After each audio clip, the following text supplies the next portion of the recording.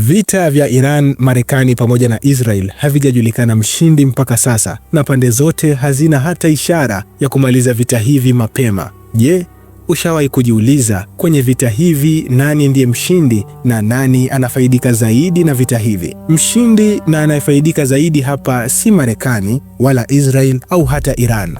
Urusi ndiye anayefaidika sana na vita hivi vinavyoendelea. Sasa Urusi inafaidika vipi kwenye vita hivi? Kwanza tufahamu kwamba Urusi ndiye mzalishaji mkubwa wa tatu wa mafuta duniani. Wakati mzozo kati ya Marekani, Israel na Iran ukiendelea kuongeza hatari za kiusalama kwa Washington na hata dunia, Urusi imeibuka kama mshindi mkuu wa kimikakati na kiuchumi. Hali hii inamfanya rais wa Baraza la Ulaya Antonio Costa kuitaja Moscow kama mshindi pekee hadi sasa. Urusi inakuwa mshindi kutokana na kupanda kwa bei ya mafuta duniani hadi kufikia dola 100 kwa pipa. Hii ni kufuatia kufungwa kwa mlango bahari wa Hormuz. Hali hii imefanya uzalishaji na usafirishaji wa mafuta duniani kuwa mgumu, hasa ikizingatiwa mashambulizi ya hivi majuzi ya vituo vya mafuta Mashariki ya Kati. Hivyo wanunuzi wanaielekea Urusi ili izalishe na kuuza mafuta kwao. Urusi inaingiza zaidi ya kati ya dola milioni 150 hadi dola 550 kila siku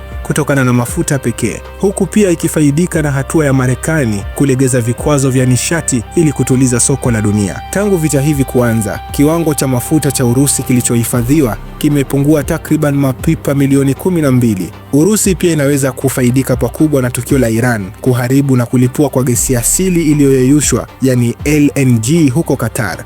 Qatar inazalisha na kusambaza asilimia 20 ya LNG duniani kote. Jambo hili la kuharibiwa kwa miundombinu yao ya nishati hiyo ya gesi inaifanya Urusi kufaidika pakubwa kwa mauzo ya gesi yake. Kumbuka vita hivi pia vimedhoofisha Marekani kijeshi na kuteketeza akiba yake ya makombora ya ulinzi wa anga, pia kuifanya Marekani kuelekeza umakini wa kidiplomasia mbali na Ukraine.